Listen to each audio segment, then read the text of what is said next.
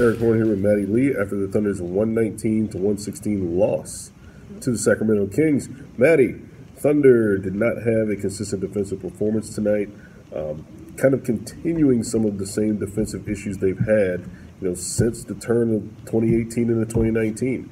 They get a tremendous performance from Russell Westbrook.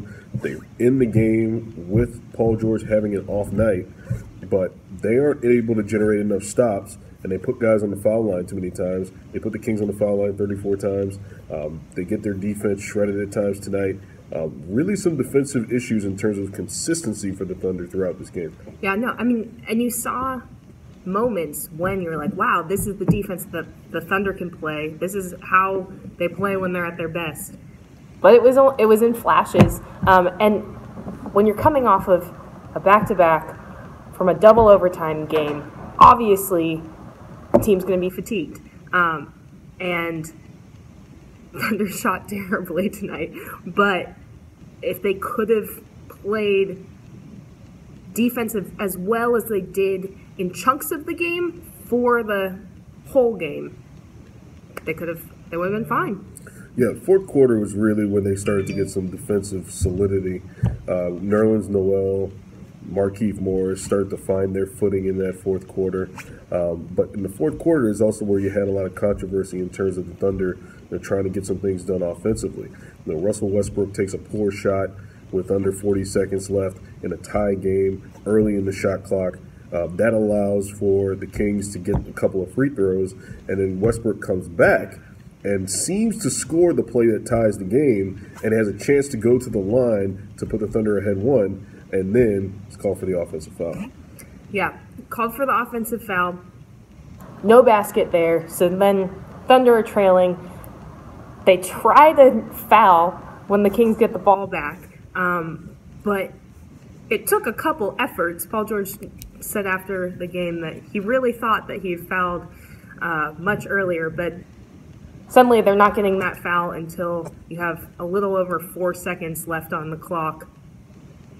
Make one of two foul shots, and suddenly they would have needed Paul George to make an incredible three to tie the game, and after a night when he's already made an incredible game winner, you just can't expect that to happen twice.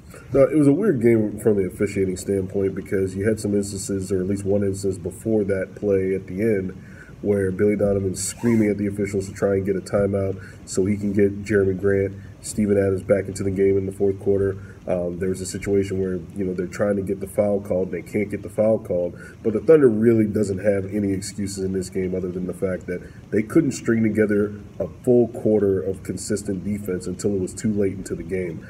Even when they would get within two, the Kings were able to stretch it back to 16, stretch it to 15 points, back to double digits.